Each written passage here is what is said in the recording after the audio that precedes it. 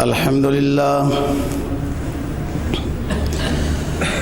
للہ وکفا والصلاة والسلام علی من لا نبی بعدہ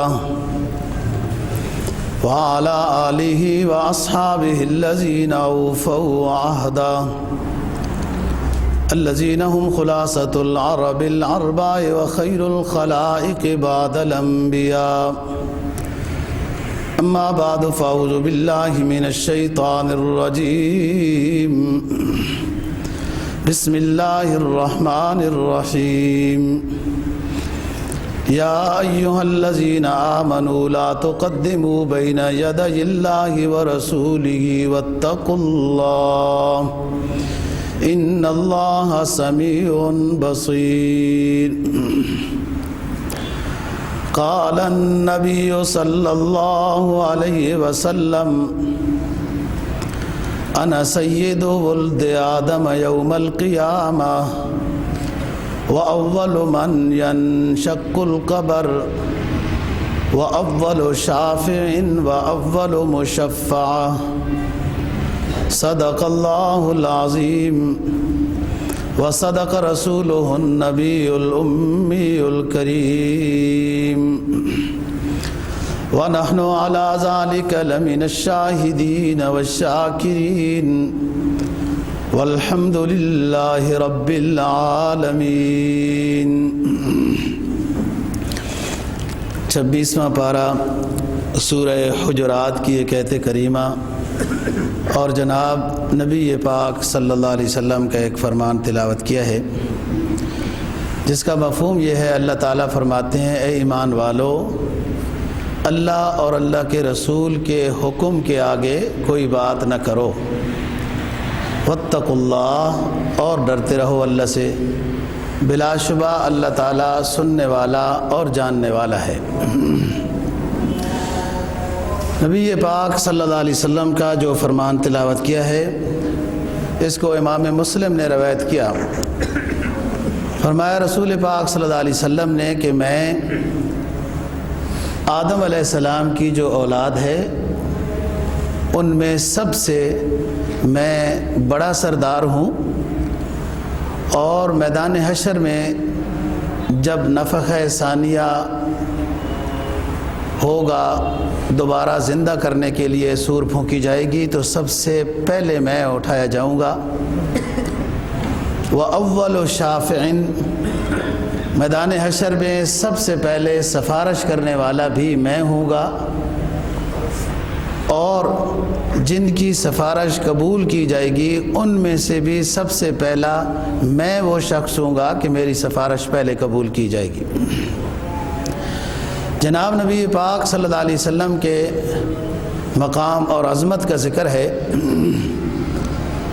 حکم ہوا کہ اے ایمان والو، لا تقدموا بین یدی اللہ ورسولہ، آگے نہ بڑھو، اللہ اور اللہ کے رسول کے حکم کے آگے نہ بڑھو، ڈرتے رہو اللہ سے۔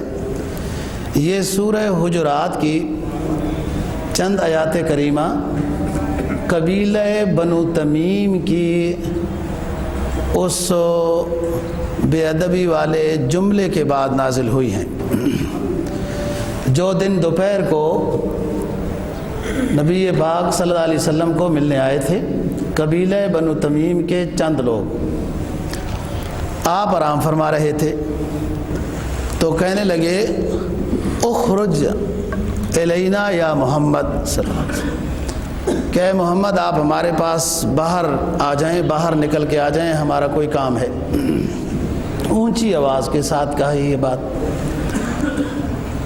بہرحال ان کی نیت بے ادبی کی نہیں تھی، بس اپنے اس دیہاتی لحاظ سے یوں اس طریقے سے آپ صلی اللہ علیہ وسلم کو خطاب کیا اور باہر بلایا، جس پر اللہ تعالیٰ ناراض ہو گئے اور ہمیشہ کے لیے یہ حکم نازل کر دیا کہ نبی کے حکم کے آگے، اللہ اور اللہ کے رسول کے حکم کے آگے بولنا بھی بے ادبی ہے، چاہے جائے کہ ویسے ہی آپ بلا رہے ہیں اور اونچی آواز کے ساتھ، فرمایا کہ جو لوگ اونچی آواز کے ساتھ بولتے ہیں ان کے اعمال ضائع کر دیے جائیں گے۔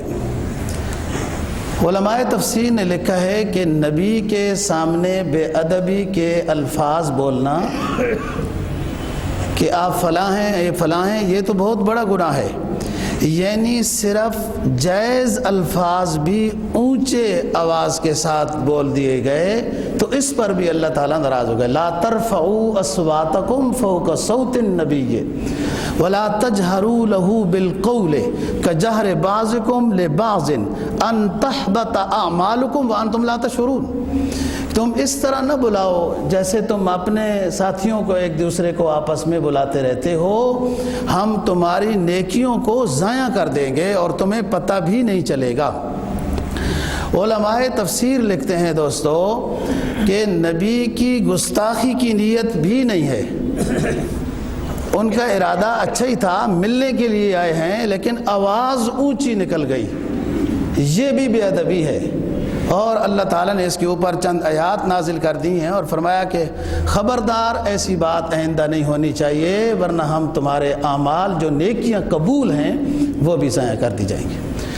یا ایھا الذین آمنوا لا تقدموا بین یدی اللہ ورسولہ، اے ایمان والو آگے نہ بڑھو اللہ اور اللہ کے رسول کے حکم کے آگے، بحث مباحثہ نہ کرو، اپنی رائے نہ دو، قرآن حدیث کی جو بات آ جائے اس کے سامنے خاموش ہو جاؤ، تسلیم کرو، راضی ہو جاؤ، آگے سے ہیلیں، حجتیں، دلائل، بحث و مباحثہ یہ گستاخی ہے۔ لا تقدموا بین یدی اللہ، نبی سے اور اللہ سے آگے نہ بڑھو، یعنی ان کے حکموں کے آگے کوئی ایسی بات ایمان والے کی نہیں ہونی چاہیے، اپنی رائے دینے لگ جائے، آج کل کا ماحول ایسا ہے، یوں ہونا چاہیے، یہ بہت بڑی بے ادبی ہے۔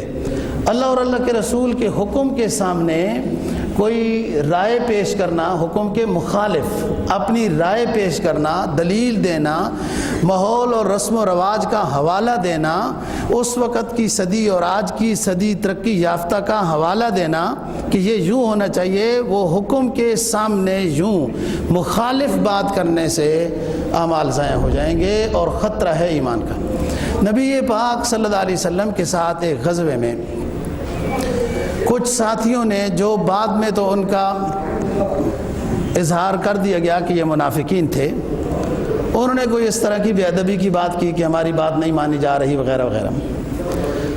نبی پاک صلی اللہ علیہ وسلم ناراض ہو گئے، انہوں نے گستاخی کی، آپ صلی اللہ علیہ وسلم ناراض ہو گئے اور اللہ تعالیٰ نے وہی بھیجی، 11ویں پارے کے شروع کی آیت ہے یحلفون باللہ لکم لترضوا عنہم فَإِن تَرْضَوْا عَنْهُمْ فَإِنَّ اللَّهَ لَا يَرْضَىٰ۔ اے نبی، وہ جو گستاخی کرنے والے ہیں عن قریب آپ کے سامنے حاضر ہو جائیں گے اور قسمیں اٹھائیں گے کہ ہماری یہ نیت تھی، یہ نہیں تھی، یہ تھا، فلاں تھا، جیسے آپ سنتے رہتے ہیں۔ یحلفون باللہ لکم لترضوا عنہم، وہ آپ کے پاس آئیں گے اور آپ کے سامنے قسمیں اٹھائیں گے آپ کو راضی کرنے کے لیے۔ فَإِن تَرْضَوْا عَنْهُمْ فَإِنَّ اللَّهَ لَا يَرْضَىٰ عَنِ الْقَوْمِ الْفَاسِقِينَ۔ اگر انہوں نے نبی آپ سے معافی بھی مانگ لی، بالفرض آپ راضی بھی ہو گئے، تو اللہ ان سے راضی نہیں ہوگا۔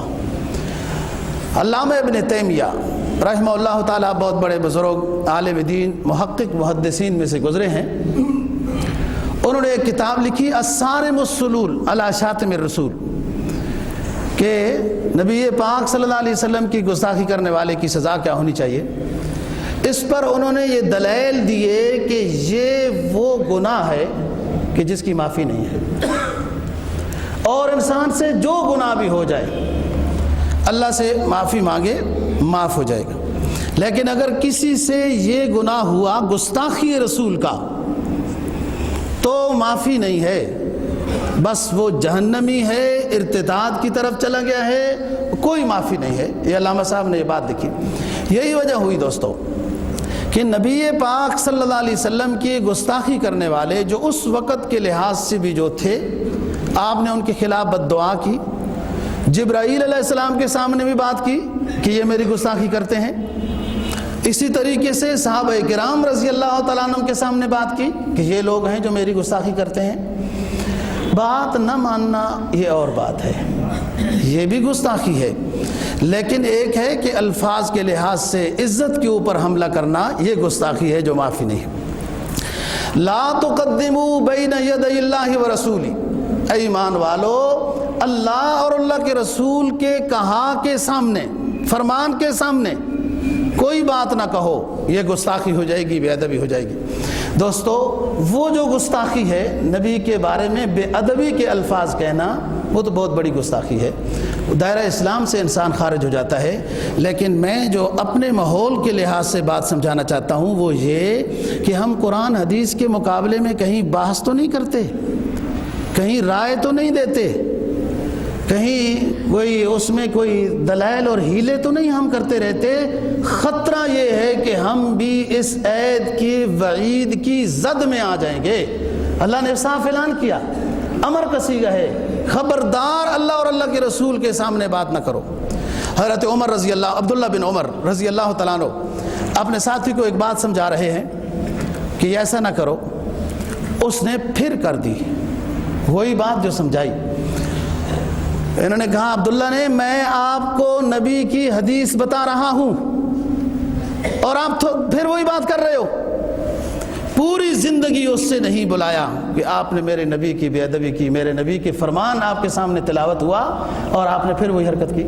حضرت حسن رضی اللہ تعالیٰ عنہ روایت کرتے ہیں کہ اللہ تعالیٰ نے فرمایا ہے کہ اذا الشمس کورت واذا النجوم انکدرت، یہ پہاڑ، یہ سورج، یہ سب کچھ ان کو بھی ختم کر دیا جائے گا۔ بعض روایات میں آتا ہے جہنم میں ڈال دیا جائے گا، ختم کر دیا جائے گا، بس کوئی سزا کے طور پر نہیں جلایا جائے گا، مقصد یہ ہے کہ بس ختم کر دیا جائے گا۔ اور یوم تبدل الارض غیر الارض والسماوات ورسول اللہ الواحد القہار، اور زمین آئے گی اور آسمان آئے گا اور سورج چاند ستارے آئیں گے جو میدان حشر میں ہوں گے، جو روشنی دیں گے۔ یہ دنیا کا زمین و آسمان یہ نظام ختم ہو جائے گا۔ حضرت حسن رضی اللہ تعالیٰ عنہ یہ بات سمجھا رہے ہیں کہ یہ سورج، یہ چاند، یہ وغیرہ چیزیں یہ ختم کر دی جائیں گی اور جہنم میں ڈال دی جائیں گی۔ ایک شاگرد نے آگے سے کہا کہ حضرت اس نے جرم کیا کیا ہے کہ اس کو جہنم میں ڈالا جائے گا؟ تو ناراض ہو گئے کہ میں آپ کے سامنے اللہ کے حبیب کی حدیث بیان کر رہا ہوں، تو آگے سے کہہ رہا ہے کہ انہوں نے جرم کیا کیا ہے کہ ڈالا جائے گا؟ تو ان کولوں نے کیا جرم کیا ہے جن کو جہنم میں دہکایا جائے گا؟ ان پتھروں نے کیا جرم کیا ہے جن کو جہنم میں دہکایا جائے گا؟ اس وادی نے کیا جرم کیا ہے جو جہنم کے اندر ہے؟ میں آپ کے سامنے اللہ کے حبیب کی حدیث بیان کر رہا ہوں اور تو آگے سے یوں باتیں کرتا ہے کہ اس نے جرم کیا کیا ہے۔ لا تقدموا بین یدی اللہ ورسولہ۔ جب بھی دوستو اللہ اور اللہ کے رسول کی بات سامنے آ جائے، بس سر تسلیم خم ہونا چاہیے۔ اگر عمل میں کمزور ہے اللہ سے توفیق مانگے، لیکن اگر وہ عمل بھی نہیں کرتا اور آگے سے ہیلے، حجتیں، دلائل اور اس طریقے سے چیزیں دینے لگ جاتا ہے تو بہت بڑا خطرہ ہے، انسان دائرہ اسلام سے خارج ہو جائے گا۔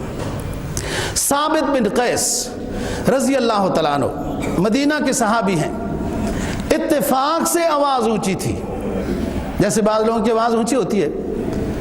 جب یہ آیات نازل ہوئی لا ترفعوا اصواتکم فوق صوت النبی، تو حاضری کم کر دی، نبی پاک صلی اللہ علیہ وسلم کی مجلس میں حاضری کم کر دی۔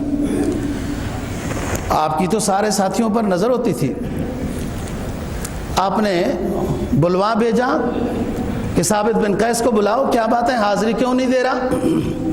بعض نے کہا وہ خود ہی جب آئے تو ان سے پوچھا ہے کہ کیا وجہ ہے آپ کم آ رہے ہو۔ جب آپ صلی اللہ علیہ وسلم نے ثابت بن قیس سے پوچھا کہ آپ حاضری کم دے رہے ہو، کیا وجہ ہے، تو اس نے عرض کیا کہ حضور یہ جو آیات نازل ہوئی کہ لا ترفعوا اصواتکم فوق صوت النبی، نبی کی آواز کے سامنے آپ کی آواز اونچی نہیں ہونی چاہیے، تو میری آواز اتفاق سے اونچی ہے، تو میں اس پریشانی میں ہوں کہ میں اس بے ادبی کی زد میں تو کہیں نہیں آ گیا، اب حاضر کم ہو رہا ہوں کہ میری آواز اونچی ہے، پھر کوئی بات کروں گا تو کہیں بے ادبی نہ ہو جائے۔ آپ صلی اللہ علیہ وسلم نے ثابت کو قریب بلایا اور کہا ثابت یہ آپ کے بارے میں نہیں ہے، آپ کا تو اتفاق سے آواز اونچا ہے، کیا آپ یہ نہیں سمجھتے ہو کہ آپ کے لیے میں دعا کروں کہ آپ کی زندگی بہتر ہو اور آپ کے اوپر جب موت آئے تو شہادت کی موت ہو، اور آخرت میں اللہ تعالیٰ آپ کو اس ادب کے پروگرام میں کہ آپ حاضری اس لیے کام کر رہے ہیں کہ کہیں مجھ سے بے ادبی نہ ہو جائے، اس کے بدلے میں اللہ آپ کو جنت الفردوس عطا کرے۔ تو بات یہ ہے دوستو، نبی کا ادب کرنا یہ ایمانیات میں سے ہے، اور صرف یہ ادب نہیں ہے کہ روزے کے سامنے کھڑے ہو کے تو سلام پیش کر دیا اور ادب سے کھڑے ہو گئے، صرف یہ ادب نہیں ہے۔ ادب ہے قرآن مجید پڑھا جا رہا ہے، آپ ادب سے سنیں، نبی کا فرمان پڑھا جا رہا ہے، آپ ادب سے سنیں، کبھی اس کے سامنے ہیلا حجت کوئی دلیل کوئی رائے نہ دیں، یہ ادب ہے۔ امام مالک رحمہ اللہ تعالی مسجد نبوی میں حدیث کا درس دیتے ہیں، جن کی کتاب ہے موطا امام مالک، چھپی ہوئی ہے، آپ دیکھ سکتے ہیں، اور اس کی بڑی کرامت بھی ہے کہ عورت درد ذہن میں مبتلا ہو تو اس کے قریب یہ پاک کپڑے میں یہ کتاب موطا امام مالک رکھ دی جائے تو ولادت بڑی آسانی سے ہو جاتی ہے۔ اور بڑی بڑی کتابوں کی ایک کتاب ایک عالم دین نے نبی پاک صلی اللہ علیہ وسلم کے شان میں لکھی ہے اور 20 جلدوں میں ہے۔ اس کتاب کی خصوصیت یہ ہے جس علاقے میں ہو وہ وبائی مرض سے بچتا رہتا ہے۔ نبی کی ادب میں کتابیں لکھی گئی۔ بہرحال بات کر رہا ہوں کہ امام مالک رحمہ اللہ تعالیٰ درس حدیث دے رہے ہیں، جب ایک صفحہ ختم ہوتا ہے تو اتنے آرام سے یہ صفحہ الٹتے ہیں، بہت اطمینان سے آرام سے صفحہ الٹتے ہیں۔ کہ ساتھی نے پوچھا حضرت آپ اتنا کیوں، کوئی ہے بازو میں تکلیف ہے؟ فرمایا نہیں، ان اوراق کے اوپر میرے نبی کے فرمان لکھے ہوئے ہیں تو اس لیے جلدی جلدی یوں نہیں کرتا ہوں، بے ادبی ہو جائے گی۔ نبی کے فرمان جو ورقوں پہ لکھے ہیں ان کا ادب ہو رہا ہے۔ یہ وہی امام مالک ہیں جنہوں نے اپنی پوری زندگی میں مدینہ طیبہ میں جوتا استعمال نہیں کیا کہ میں کہیں گزروں جوتے پہن کر تو اس زمین پر میرا پاؤں آ جائے جہاں نبی کا پاؤں تھا، تو بے ادبی ہوگی۔ یہ امام مالک ہیں، سبق پڑھا رہے ہیں اور کچھ کیفیات بدل رہی ہیں۔ درس حدیث ہے، بڑا شان و شوکت کا ان کا درس حدیث ہوتا تھا، ہم بیان کر چکے ہیں۔ طبیعت خراب ہو رہی ہے، درس دے رہے ہیں حدیث کا، طبیعت خراب ہو رہی، درس ختم ہوا، شاگرد نے پوچھا کہ آپ اندازہ لگائیں ان سمجھداروں کا، شاگرد نے پوچھا کہ حضرت آپ کی کیفیت کیا ہو رہی ہے، یہ کیوں ایسا ہو رہا ہے؟ تو فرمایا کہ اندر کوئی چیز ہے، دیکھو پیچھے۔ جب چیز دیکھی گئی تو بچھو نکلا اور جس نے کمر پر 70 جگہ میں کانٹا ہوا ڈسا ہوا تھا۔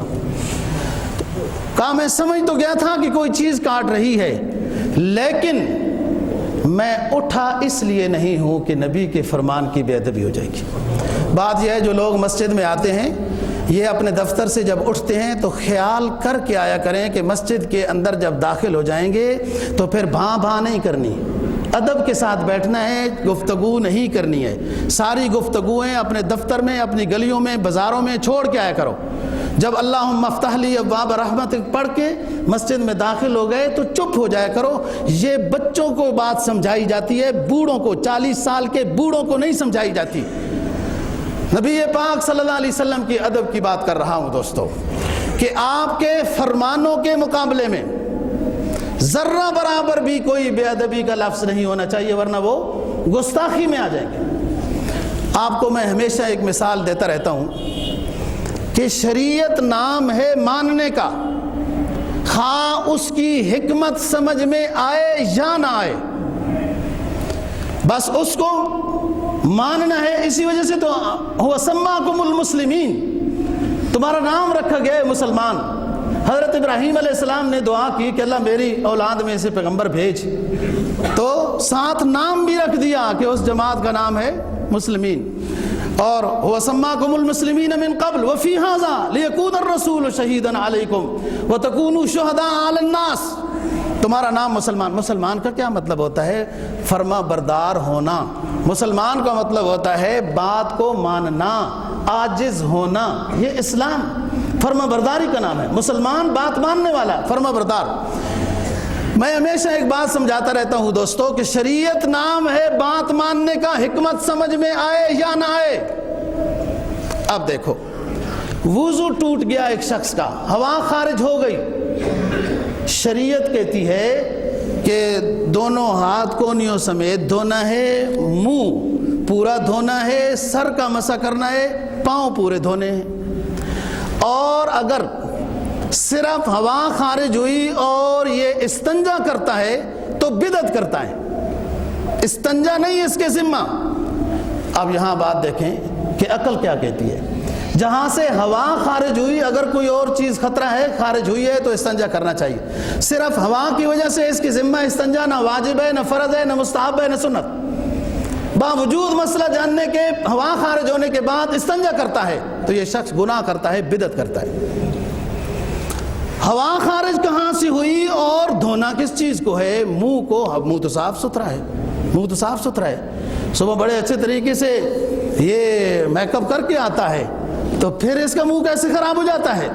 لیکن شریعت کا حکم ہے دوستو، حکمت سمجھ میں آئے یا نہ آئے۔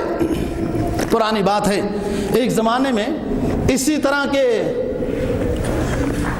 عقل و دانش والوں نے ایک پروپگنڈا چلایا تھا، غالباً سن 1926 میں البانیہ میں ایک تحریک چلی، البانیہ میں جو ملک ہے، کہ جب بندہ صاف ستھرا دن کو نہا دھو کے میک اپ کر کے آ جاتا ہے تو دن کو نمازیں تو پڑھنی چاہیے لیکن وضو کی ضرورت نہیں ہے، اور اس پر دلائل دیے جاتے رہے۔ سن 1926 میں البانیہ میں یہ تحریک چلی، اور یہ تحریک پھر قریب اپنے جراثیم ڈالنے لگی ترکی میں، پھر اس کے جراثیم تھوڑے ایران میں پہنچے۔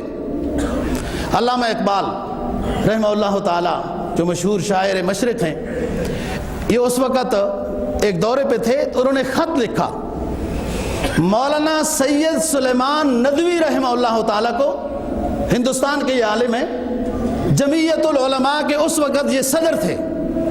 علامہ صاحب نے یہ خط لکھا کہ حضرت البانیہ اور اس کے ارد گرد کے ملکوں میں ایک تحریک چلائی جا رہی ہے کہ صبح اچھے طریقے سے نہا دھو لیا، صاف ستھرے ہو گئے، دن کو اگر کچھ ہوتا بھی رہتا ہے تو اس سے کوئی فرق نہیں پڑتا، وضو نہیں ٹوٹتا ہے، نماز پڑھنی چاہیے اور بغیر وضو کے نماز پڑھا کرو۔ یہ تحریک البانیہ میں چل رہی ہے۔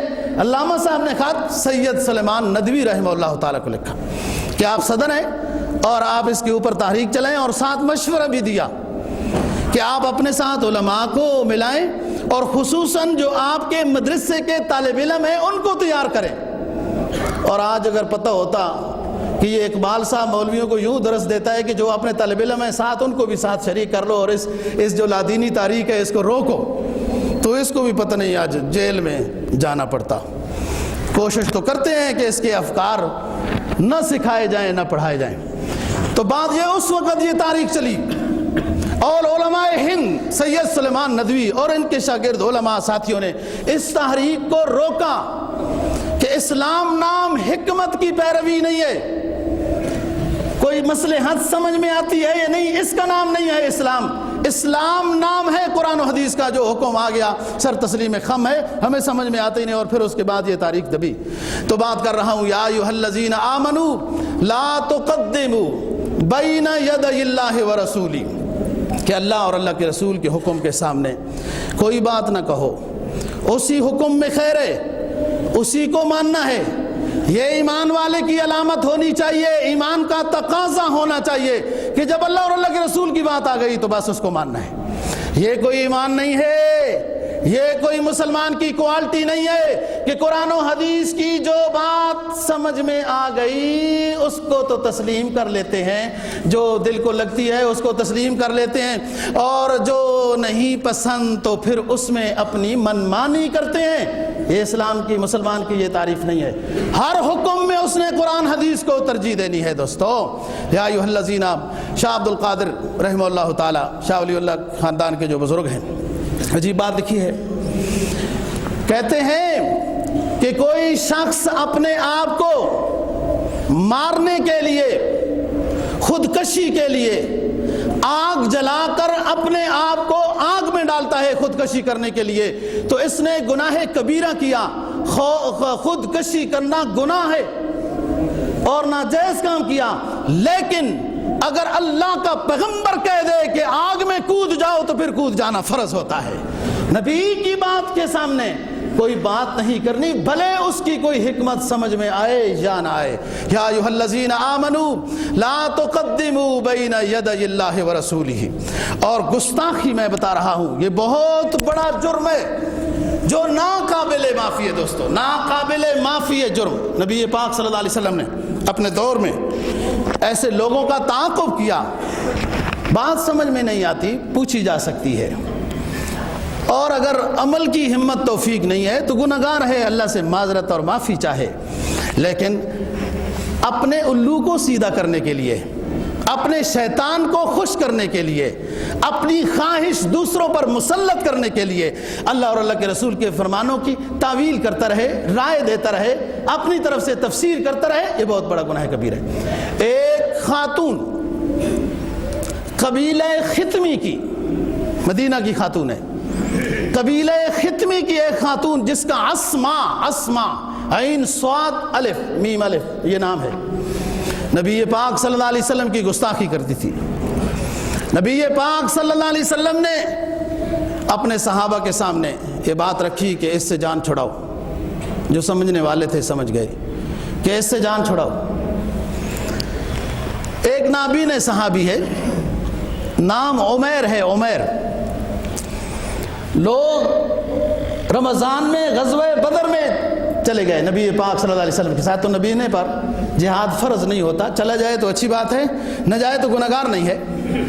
یہ نبی نے صحابی مدینہ طیبہ میں رہ گئے، اور 25 رمضان المبارک کو آپ صلی اللہ علیہ وسلم واپس تشریف لائے، غزوہ بدر سے فارغ ہو کے واپس تشریف۔ یہ صبح کی نماز میں حاضر ہوئے، یہ نبی نے صحابی عمیر کا، حضرت میں آپ اس جہاد میں مصروف تھے جو آپ نے اس دن فرمایا تھا، میں اس جہاد میں مصروف تھا، اور رات کو میں کامیاب ہو گیا کہ اس گستاخ کو میں نے واصل جہنم کر دیا ہے جو آپ نے فرمایا تھا۔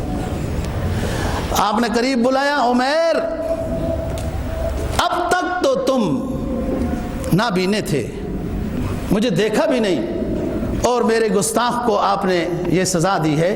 اے صحابہ سنو، جو ظاہری نور بصارت سے خالی ہے، محروم ہے، اس صحابی کو آئندہ نابینا نہ کہنا، اعمیٰ نہ کہنا، یہ بصیر ہے، یہ بصیر ہے، یہ دیکھتا ہے جو اصل چیز دیکھنی ہے دیکھ۔ 5-6 لوگ تھے دوستو مکہ مکرمہ میں رسول پاک صلی اللہ علیہ وسلم کی گستاخی کرنے والے۔ حالانکہ ابو جہل دشمن تھا، دیگر اور لوگ دشمن تھے، آپ نے ان کے خلاف کوئی ایسی بد دعا نہیں کی ہے، لیکن جو گستاخی کرتے۔ ایک مشہور بات جو فتح مکہ کے موقع پر ہوئی، ابن خطل جس نے لونڈیاں بھی خریدی ہوئی تھی، یہ نضر بن حارث کے ساتھ تعلق رکھتا تھا۔ وَمِنَ النَّاسِ مَن يَشْتَرِي لَهْوَ الْحَدِيثِ لِيُضِلَّ عَن سَبِيلِ اللَّهِ۔ نبی پاک صلی اللہ علیہ وسلم جب بیان کرتے ہیں مکہ کے چوراہے پر، لوگوں کو واعظ و نصیحت کرتے ہیں، تو یہ اس مقابلے میں ایرانی لڑکیوں کو نچاتا تھا کہ ادھر آؤ دیکھو، یہ طریقہ، یہ اس کا پروگرام تھا۔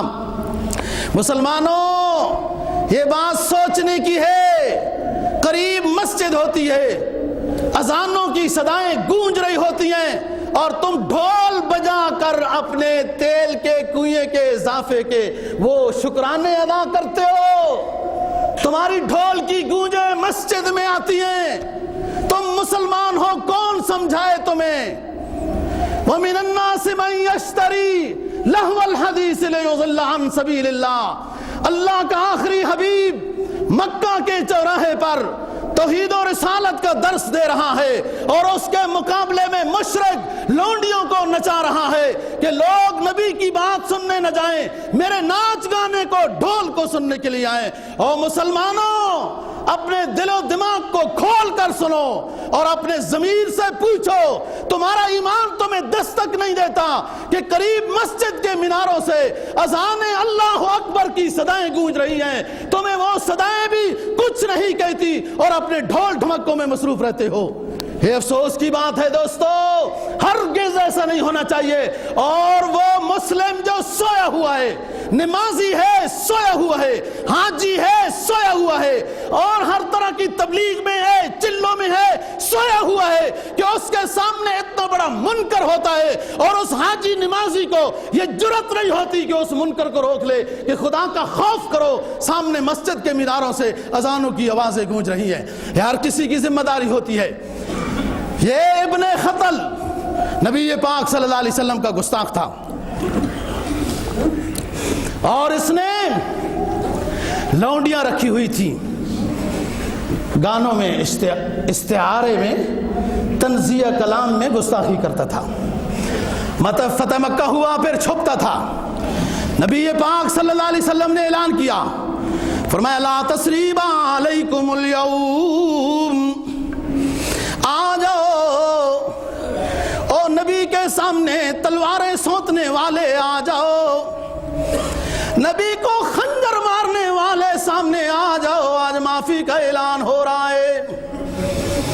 اور نبی کے اوپر اوجڑیاں پھینکنے والوں، راستوں میں کانٹے بچھانے والے آ جاؤ، آج تمہارے سامنے پرانی کہانی بھی نہیں دہرائی جائے گی۔ یہ اللہ کا رحمت للعالمین پیغمبر ہے، شفقتوں کا پیکر ہے محمد صلی اللہ علیہ وسلم۔ سوئے ہوئے ہو، اللہ کے حبیب کا نام آئے اور جو سلام نہ پیش کرے تو نبی پاک صلی اللہ علیہ وسلم کی دعا ہے یا بد دعا ہے کہ وہ برباد ہو جائے۔ فرمایا محمد وہ گم گشتہ قوموں کا ہادی، محمد صلی اللہ علیہ وسلم وہ گم گشتہ قوموں کا ہادی،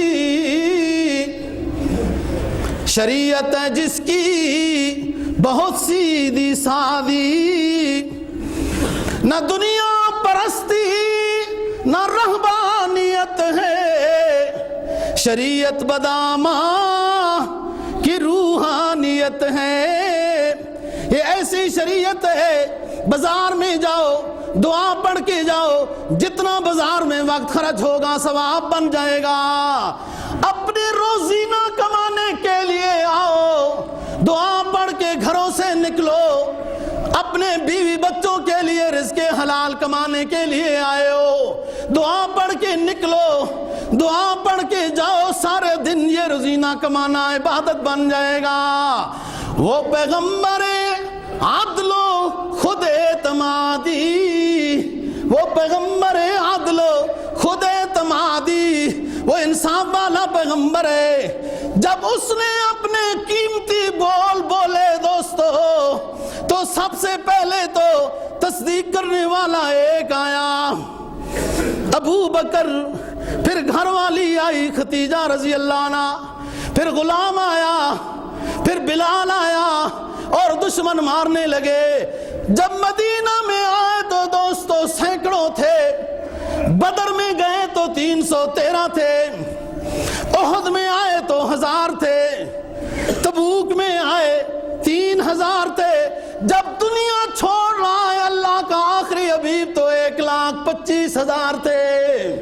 میں بات کر رہا ہوں محمد صلی اللہ علیہ وسلم، وہ گم گشتہ قوموں کا ہادی، وہ پیغمبر عدل خود اعتمادی، شریعت جس کی بہت سیدھی سادی، نہ دنیا پرستی نہ رہبانیت ہے، شریعت بدامہ کی روحانیت ہے۔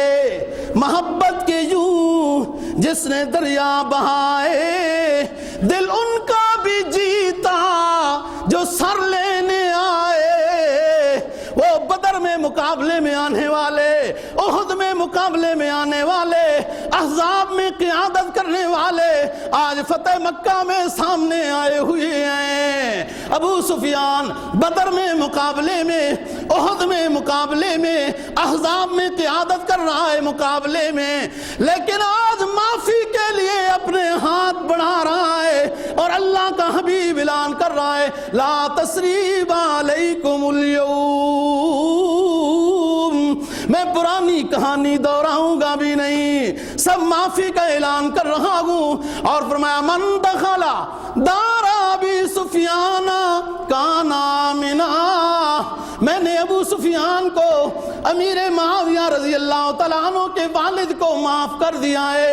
سنو خطہ حجاز والو، میری معافی کا اعلان اتنا عام ہے، میرے قریب بھی آؤ تب بھی معافی ہے، ابو سفیان کے گھر میں چلے جاؤ پھر بھی معافی ہے۔ یہ معافی کا اعلان ہو رہا ہے۔ وہ عالی کہ جو بے وارثوں کا ہے والی، وہ عالی جو بے وارثوں کا ہے والی، وہ مولا آقا سردار، وہ مولا کہ سلاطین عالم ہے جس کے موالی، وہ عادل کہ جس نے طرز مساوات ڈالی، وہ طاہر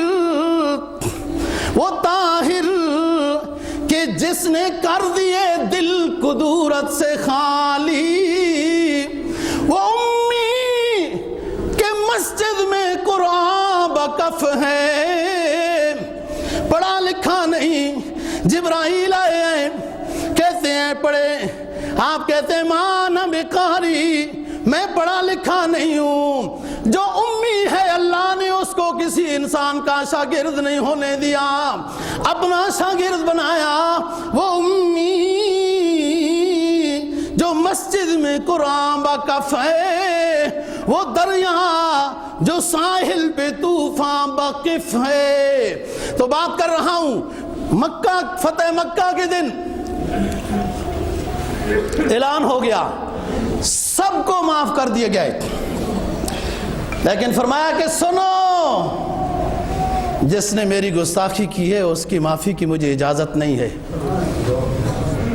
لوگوں نے بتایا ابن خطل، اے اللہ کے حبیب، ابن خطل آپ کا جو گستاخ تھا، وہ دو لونڈیوں کو اپنے ساتھ رکھ کے تنزیہ طور پر ان سے اشعار اور گانے پڑھواتا تھا، وہ چھپ رہا ہے اور غلاف کعبہ پکڑ کر اپنے آپ کو بچانا چاہ رہا ہے۔ آپ نے فرمایا تلوار مجھے دو، یہ رحمت للعالمین ہے، اپنے دشمنوں کو معاف کرنے والا ہے۔ جی انہیں بھی دعا دی، جو سر لینے آئے انہیں بھی دعا دی، دیا درد جس نے انہیں بھی دعا دی۔ کہا گستاخ کی معافی نہیں ہے، مجھے اذن نہیں ہوا۔ اور ابن خطل بیت اللہ کے خلاف کو پکڑ کر چھپا رہا تھا، نبی پاک صلی اللہ علیہ وسلم نے اپنی تلوار سے ابن خطل کو ختم کیا ہے، قتل کیا ہے۔ گستاخ تھا نبی پاک صلی اللہ علیہ وسلم کا، جو مکہ مکرمہ میں آپ کے گستاخ تھے، ولید بن مغیرہ، اسود بن یغوث، اسود بن عبد المطلب، حارث بن عیس، وائل بن عاص، یہ 6 آدمی ہیں، 5 آدمی ہیں جو، اور چھٹا جو ہے ابن خطل۔ یہ نبی پاک صلی اللہ علیہ وسلم کے بارے میں بے ادبی کے الفاظ استعمال کرتے تھے جو نقل کفر نباشت۔ جبرائیل علیہ السلام آئے، رسول پاک صلی اللہ علیہ وسلم نے فرمایا کہ حضرت مجھے چند آدمیوں سے بڑی تکلیف ہے، جو مارتے ہیں میرے ساتھیوں کو، مقابلہ کرتے ہیں، واضح کافر ہیں، ان سے اتنی تکلیف نہیں ہے، ان سے تکلیف ہے۔ میں گزشتہ جمعے پہ عرض کر رہا ہوں کہ جس شخص نے 40 سالہ زندگی اب لوگوں کے سامنے رکھ دی، ٹرے میں رکھ دی، پلیٹ میں رکھ دی، کوئی میرے اندر عیب ہے تو بتاؤ، تو سب نے کہا آپ تو صادق اور امین ہیں۔ ایسے شخص کے بارے میں وہ گندی باتیں کہتا ہے۔ جبرائیل نے کہا اے اللہ کے آخری حبیب میرے ساتھ چلو، مجھے وہ بندے دکھاؤ۔ ولید کو دکھایا، اسود کو دکھایا، عاص کو دکھایا وغیرہ۔ جبرائیل بس اتنا کرتے رہے، یوں یوں یا یوں یا یوں۔ آپ نے پوچھا جبرائیل آپ کو میں بندے دکھاتا ہوں اور آپ یوں کرتے ہیں صرف؟ جبرائیل نے بتایا کہ جو ہمیں حکم تھا ہم نے کر دیا ہے، آپ بھی خاموش ہو گئے۔ جیسے دور گزرا تو جس کے بارے میں جہاں اشارہ تھا، ولید بن مغیرہ سب سے بڑا لیڈر تھا، گستاخی کرنے والا تھا، اپنا خنجر تیز کرانے گیا تھا اور خود کو لگ گیا، لوہار کے پاس بیٹھا تھا، خود کو لگ گیا، وہ زہر ڈلوا رہا تھا کہ زہر وہ خود من خفر بئرا لاخیہ فقد وقع فیہ، جو دوسروں کے لیے ہلاکت کا کنواں کھودتا ہے اس میں خود گر جاتا ہے، اس سے مر گیا۔ جس کے بارے میں پیٹ کا اشارہ کیا تھا اس کو پیٹ کی بیماری لگ گئی، جس کے بارے میں پاؤں کا اشارہ کیا تھا وہ اس کو کوئی کانٹا یا کوئی ایسی چیز چبھی، اور جو ہی ہلاک برباد تباہ ہو گئے۔ دوستو یا ایھا الذین آمنوا لا تقدموا بین یدی اللہ ورسولہ واتقوا اللہ واتقوا اللہ ان اللہ سمیع علیم۔ اے ایمان والو، اللہ اور اللہ کے رسول کے آگے جو حکم دے دیے گئے اس کے آگے کوئی اور باتیں نہ کرو، بے ادبی ہو جائے گی، گستاخی ہو جائے گی۔ اور بے ادبی اور گستاخی یہ ایسا بڑا جرم ہے کہ اگر نیت نہیں بھی تب بھی خطرہ ہے کہ وہ لفظ ایسا بولا ہے، تب بھی خطرہ ہے کہ اعمال ضائع ہو جائیں گے۔ انسان نیک بنے، متقی بنے، لیکن اگر کسی سنت کے اوپر عمل نہیں کر سکتا، کسی اللہ کے حکم پر عمل میں کمزور ہے، اپنی کمزوری کا اقرار کرے، نہ یہ کہ اس کمزوری کو، اپنے گناہ کو دلیل سے ثابت کرنے کی کوشش کرے کہ میں جو ہے وہ صحیح ہوں اور قرآن اور حدیث کا حکم گویا کہ پرانا ہو چکا ہے تو اس لیے وہ قابل عمل نہیں۔ دوستو، اسی قرآن و حدیث میں ہی ایمان والے کی خیر ہے، اسی میں ایمان والا دنیا میں بھی نجات پائے گا اور آخرت میں بھی اس کو نجات ملے گی۔ اگر ایمان والا دنیا آخرت کی نجات چاہتا ہے تو اللہ نے نبی کے اسوہ حسنہ میں رکھ دی ہے، اور اگر نجات نہیں چاہتا، کامیابی نہیں چاہتا، سرخروئی نہیں چاہتا ہے تو یہ شریعت سے دور جب جائے گا دنیا میں بھی رسوا ہوگا جیسے آج ہم رسوا ہو رہے ہیں، اور آخرت میں تو رسوائی یقینی ہے۔ فرمایا یا ایھا الذین آمنوا لا تقدموا بین یدی اللہ ورسولہ واتقوا اللہ واتقوا اللہ، اللہ سے ڈرتے رہو اس معاملے میں، شریعت کے حکم کے مقابلے میں کوئی بات آگے سے ایسی نہ کہو کہ جو اس میں اپنی رائے کا عمل دخل ہو اور انسان سوچے میری رائے کیا چیز ہے، میری سوچ کیا ہے، میری صلاحیت کتنی ہے جو اللہ کے ازلی ابدی قرآن کے سامنے میں بات کرتا ہوں۔ قرآن نے فرمایا ذالک بانہم کرہوا ما انزل اللہ فاحبط اعمالہم، سورہ محمد 26واں پارہ، ذالک بانہم کرہوا ما انزل اللہ فاحبط اعمالہم، جن لوگوں نے ناپسندیدگی اختیار کی اس کتاب کے مقابلے میں جو میں نے اپنے پیغمبر پہ نازل کی ہے، جن لوگوں نے تھوڑی سی ناگواری اختیار کر لی، ناگواری اختیار کر لی ان احکام کے مقابلے میں، اس کتاب کے مقابلے میں جو میں نے اپنے پیغمبر پہ نازل کی، فَأَحْبَطَ أَعْمَالُهُمْ، صرف ناگواری کی ہے، ناک چڑھائی ہے، سمجھ لیں تیوڑی چڑھائی ہے۔ یہ مدرسے آج کل کیا کر رہے ہیں، یہ اسلام کے خلاف بات ہے، قرآن اور حدیث کے خلاف بات ہے۔